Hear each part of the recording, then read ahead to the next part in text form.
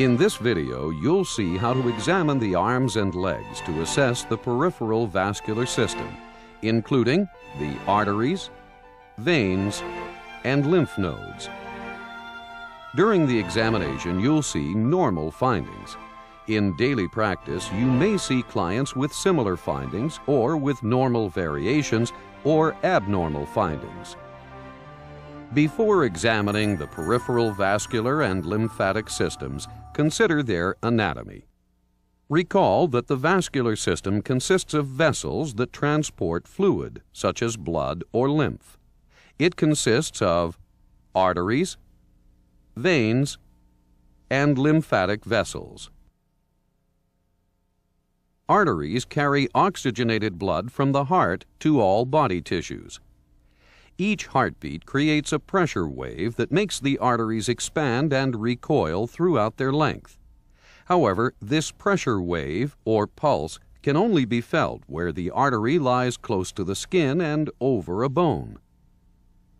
In the arms, the pulse is palpable in the brachial artery, at the antecubital fossa, radial artery on the flexor aspect of the wrist, and ulnar artery.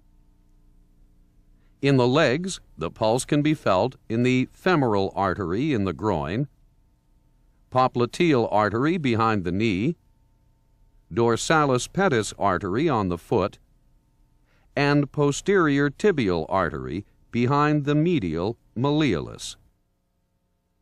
Veins drain the deoxygenated blood from the tissues and return it to the heart.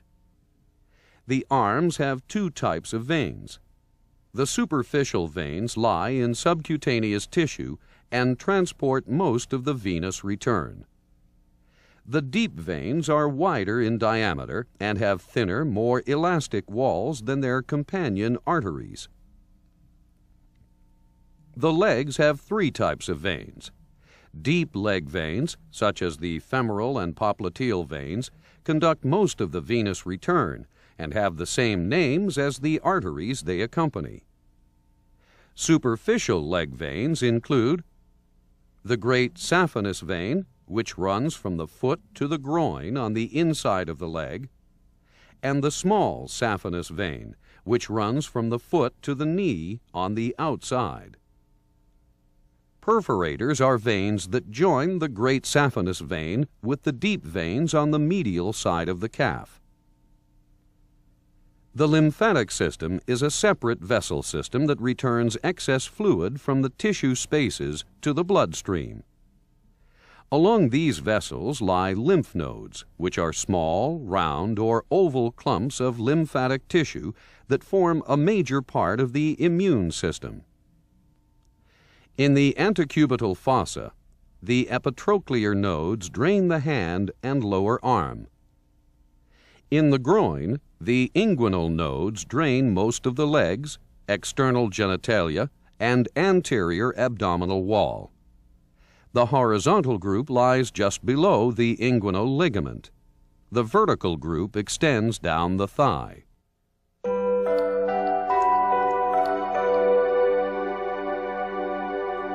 Before we begin, I'd like to ask... To obtain data that will round out your examination, focus the health history on concerns related to the peripheral vascular and lymphatic systems. For example, ask about symptoms such as leg pain or cramps, skin changes on the arms or legs, leg swelling, and lymph node enlargement. Also, find out if the client takes any medications that could affect the peripheral vascular system, such as oral contraceptives or antihypertensives.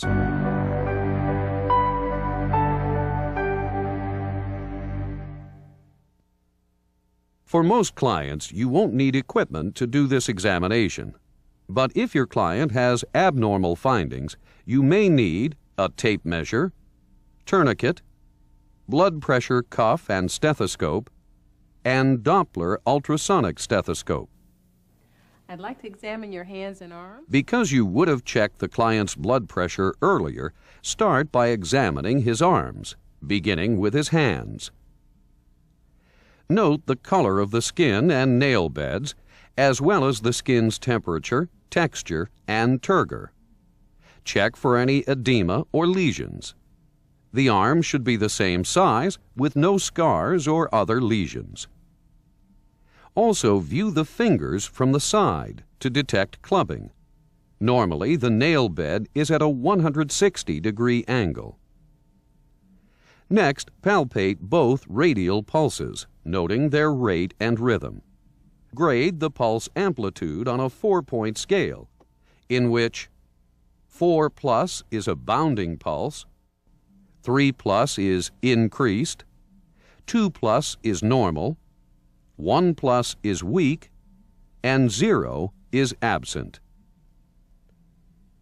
Next, palpate the brachial pulses in the antecubital fossa, just medial to the biceps tendon. Their amplitude should be equal bilaterally. Then palpate the epitrochlear node by supporting the client's arm, reaching your other hand under his elbow, and feeling in the groove between the biceps and triceps muscles above the medial epicondyle. Normally, the epitrochlear node is not palpable. Repeat the procedure on the other arm. I'd like to check Finally, the perform the hands Allen palmed test up. to assess radial and ulnar artery patency. With the client's palms up, compress both radial arteries with your thumbs and ask him to open and close his fists a few times. This should make his hands look pale. Then keep the arteries compressed as he opens his hands and look at his palms. They should turn pink promptly. Now repeat the Allen test while compressing the ulnar arteries. I'm going to examine both of your legs. To examine the client's legs, have him lie down. Drape him so that his genitalia are covered but his legs are exposed. Then inspect both legs, noting skin color, size changes, including swelling or atrophy, hair distribution, venous pattern, and any skin lesions or ulcers. The leg color should match the rest of the body, and the legs should be symmetrical, should be evenly covered with hair, and should have a flat, barely visible venous pattern with no lesions. Diabetes mellitus is common among Native American, Black, and Hispanic people. In these clients, be especially alert for leg vessel changes caused by diabetes, such as coolness, pallor, diminished pulses, thin, shiny skin, and foot ulcers. Bend your legs. If the lower legs look asymmetrical, measure the calf circumference with a tape measure at the widest point in exactly the same place on each leg. The measurements should be the same. Next, use the backs of your hands to palpate the skin temperature, comparing symmetrical spots. The skin should feel warm and equal bilaterally. Now test for any tenderness by flexing the client's knee and gently pressing the calf muscle against the tibia. This maneuver should cause no pain or tenderness. Then palpate the horizontal and vertical groups of inguinal lymph nodes. If palpable, the nodes should be smaller than 1 centimeter, movable, and non-tender. Next, palpate the peripheral arterial pulses, starting with the femoral pulse. With your fingers just below the inguinal ligament, halfway between the pubis and anterior superior iliac spine, press firmly and then release slowly.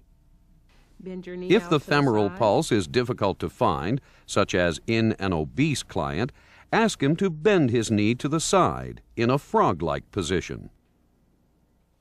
Lift your Then knee. assess the popliteal pulse. With the client's leg relaxed and slightly flexed, anchor your thumbs on his knee and curl your fingers around behind it. Move your fingers forward to press the artery against the bone. Usually, the pulse is just lateral to the medial tendon. If you have difficulty finding the popliteal pulse, turn the client over, lift his lower leg, and rest it against your shoulder or arm. Then press deeply into the popliteal fossa with both thumbs. For the posterior tibial pulse, curve your fingers around the medial malleolus and press gently. You should feel the pulse in the groove between the malleolus and Achilles tendon. If not, dorsiflex the foot to make the pulse more accessible. For the dorsalis pedis pulse, lightly palpate just lateral to the extensor tendon of the big toe. Remember to palpate the posterior tibial and dorsalis pedis pulses on the opposite foot. In a person over 45, these pulses may be harder to find. If this occurs, continue your search using the Doppler ultrasonic stethoscope. In an older client, you may see trophic changes, such as thin, shiny skin, thick ridged nails, and loss of hair on the lower legs. They are usually associated with arterial insufficiency, but also can result from normal aging. All pulses should feel regular, 2+ in amplitude, and symmetrical bilaterally. Next, check for pretibial edema. Firmly depress the skin over the tibia for 5 seconds and then release it. Do the same thing over the medial malleolus. Normally, your finger should leave no indentations or pits. In a pregnant woman, you may see diffuse bilateral pitting edema, especially at the end of the day and in the 3rd trimester. You may also see varicose veins. I'd like you to stand up and turn around. Next, have the client stand so that you can assess his leg veins. They should not be visible, dilated, or tortuous. Use additional techniques if you suspect vascular problems in the legs.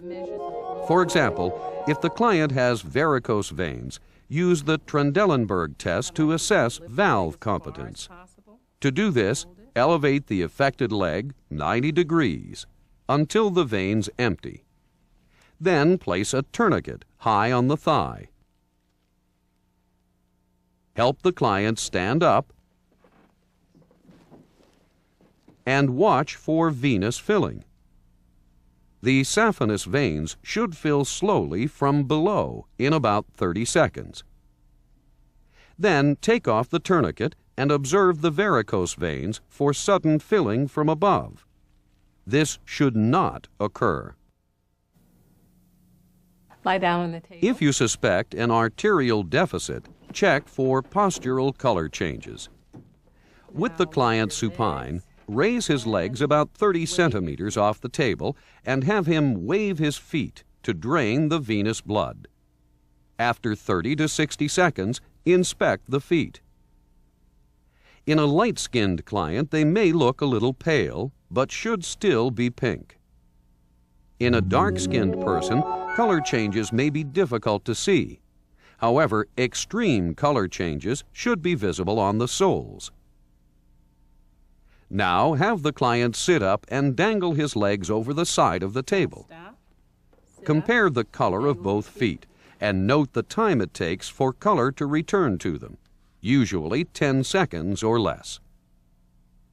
Also note the time it takes for the superficial veins in the feet to fill, usually about 15 seconds. You should see no rubor or dusky redness. If the pulses are weak in the legs, use a Doppler ultrasonic stethoscope to magnify them.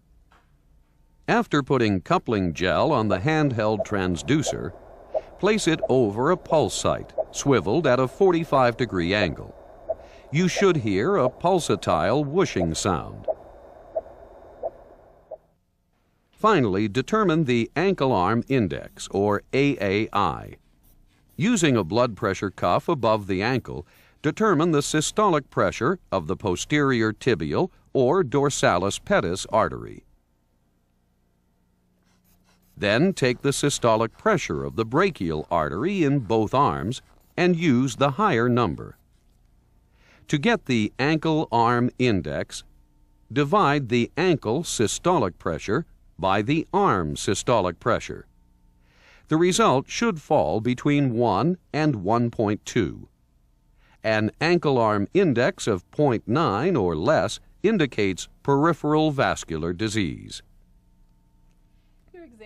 Once you're done examining the peripheral vascular and lymphatic systems, take the time to discuss your findings with the client and answer his questions.